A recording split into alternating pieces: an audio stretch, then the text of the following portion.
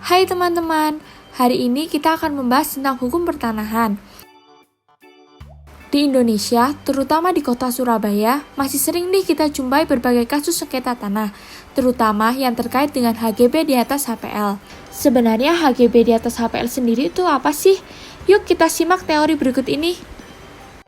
Mengenai hak pengelolaan, negara dapat memberikan tanah kepada seseorang atau badan hukum dengan suatu hak atau memberikannya dalam pengelolaan kepada suatu badan penguasa untuk digunakan bagi pelaksanaan tugasnya yang berkaitan dengan pengelolaan tanah.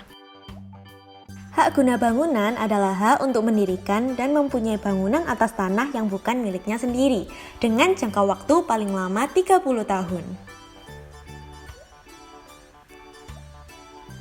Tanah HPL adalah salah satu hak atas tanah yang dapat diberikan HGB di atasnya. Pemegang HGB di atas HPL hanya sebagai pihak yang diberikan wewenang untuk memanfaatkan tanah tersebut dan bukan menjadi pemilik yang sah. Sekarang kita akan membahas kasus yang pertama, yaitu sengketa tanah PT Maspion dengan Pemkot Surabaya.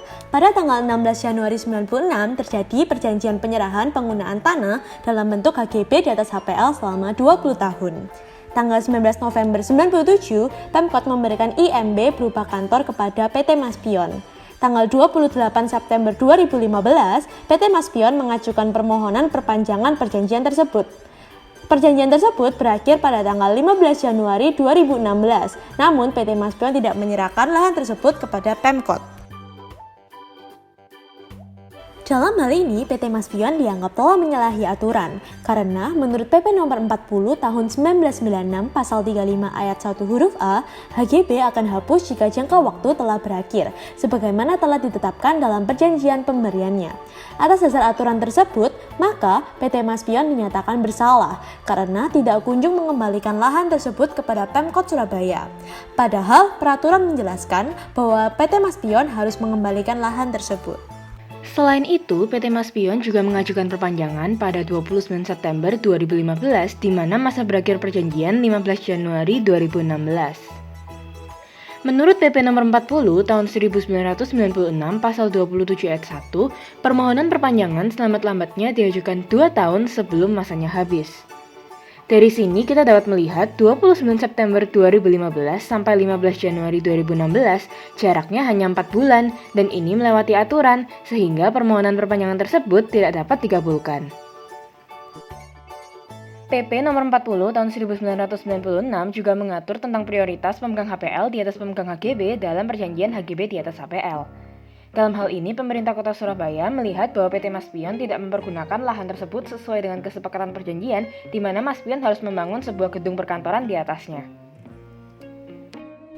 Menurut PP nomor 40 tahun 1996 pasal 35 ayat 1 huruf B.2, penghapusan HGB dapat terjadi bila syarat atau kewajiban yang ada dalam perjanjian pemberian HGB antara pemegang HGB dan HPL tidak dipenuhi.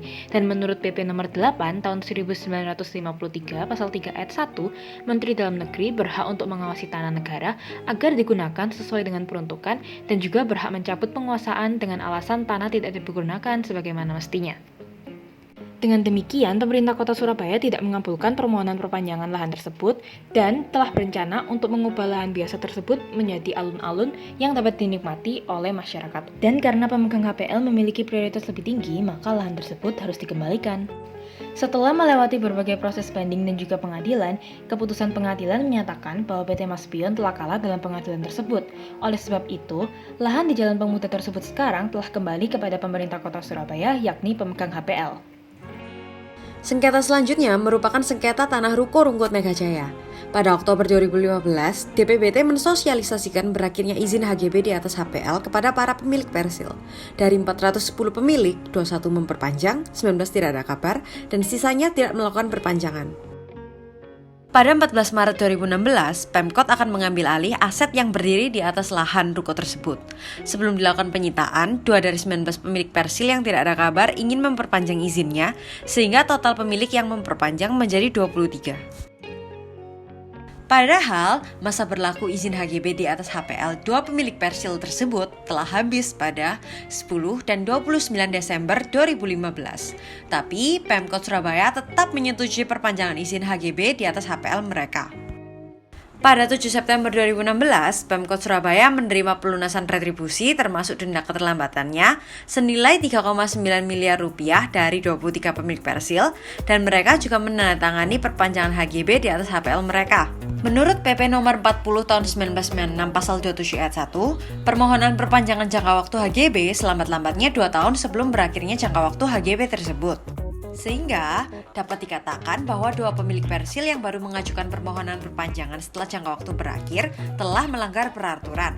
Menurut PP nomor 40 tahun 96, jika perizinan HGB di atas HPL tidak diperpanjang dan jangka waktu telah habis, maka izin akan dihapus dan harus dikembalikan kepada pemilik aslinya.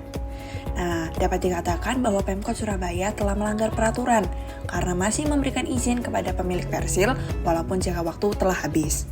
Pengenaan retribusi yang dilakukan pemerintah kota Surabaya kepada 23 pemilik persil yang melakukan perpanjangan izin HGB di atas HPL sudah tepat karena sesuai dengan Peraturan Daerah Surabaya Nomor 2 Tahun 2013. Dan juga pengenaan sanksi kepada 23 pemilik persil yang terlambat membayar retribusi juga dirasa sudah sejalan dengan Peraturan Daerah Surabaya Nomor 75 Tahun 2016. Sanksi dikenakan setiap bulan sebesar 2% dari jumlah retribusi yang terhutang sampai retribusi beserta denda dilunasi. Pada kesimpulannya, masyarakat seringkali memilih untuk memanfaatkan tanah HPL karena merupakan aset negara yang dikuasakan pada badan pemerintah. Walaupun aman, tetapi juga menyulitkan karena setiap hal yang dilakukan oleh pemegang HGB perlu mendapat persetujuan dari pemilik HPL.